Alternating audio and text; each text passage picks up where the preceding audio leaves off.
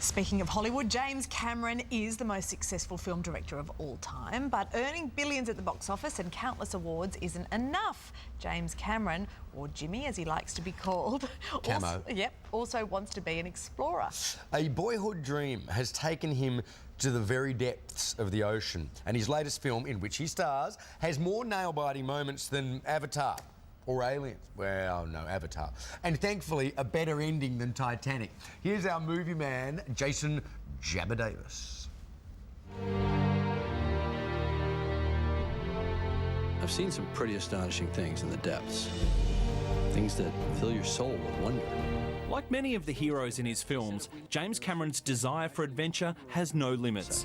It's such an internal drive for him. He has to do it. But this is no fiction.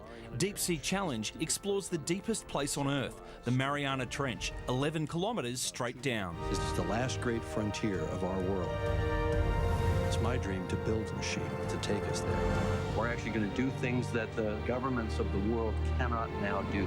We're going to do something nobody else can do. When you dive to the bottom of the ocean, you have to face the fact that there are 100 horrible ways to die. The film director's taken on some hefty risks in his lifetime. As costs ballooned in the making of Titanic and Avatar, there was no shortage of ridicule, but both turned into the highest grossing box office films ever. It's that insatiable at all costs attitude that's taken James Cameron to the depths of the ocean. That's a lot of water. And to visualize it, next time you're on a commercial airliner at cruise altitude, look down, because that's 36,000 feet. That's 6,000 of us, kind of stacked end to end. I think it's Mount Everest and 4 Empire State Buildings stacked on top of it. That's deep. And there is no other submarine that can go down and get him if something goes wrong. The feat was last achieved by 2 men in the 1960s. Cameron is the first to do it solo. It's a journey fraught with danger and the very real possibility of death.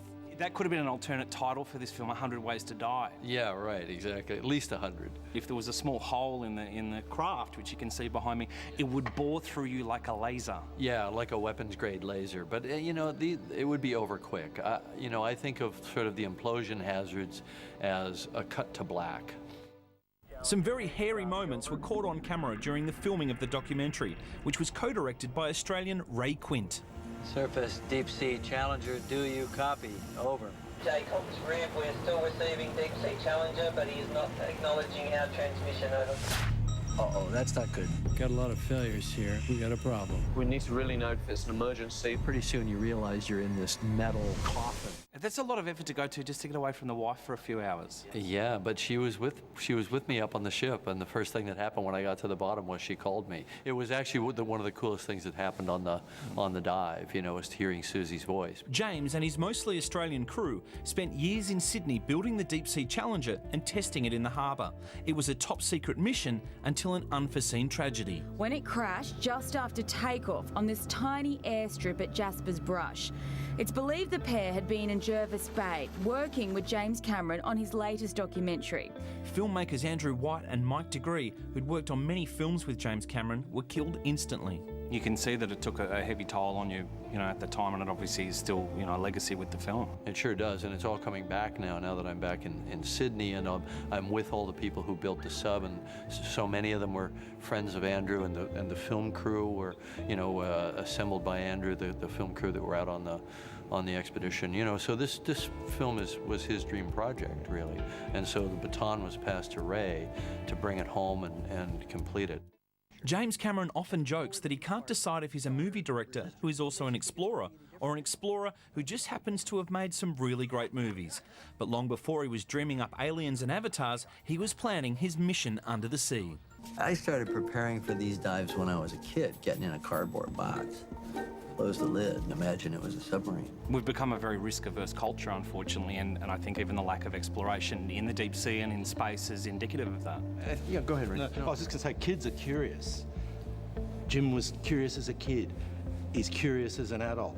And this movie's about that curiosity and encouraging kids to be curious and get out there and go places and see things and do things. Yeah. So I really want people to bring their kids to this movie.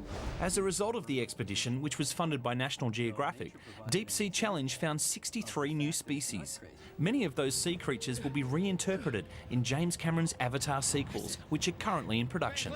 I love that you say that when you're in the ocean, you're in your church. Yeah, Yeah, I love being underwater. It's the most peaceful place for me.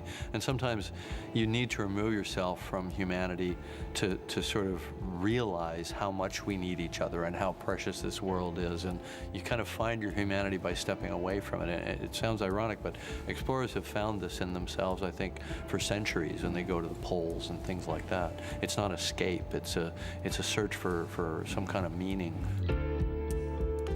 Fantastic. I'm going to the Mariana Trench on my next holiday. Oh, gosh, it'll take a while. Deep Sea Challenge 3D is screening exclusively at Event, Greater Union, BCC and Village Cinemas from August 21 to 27.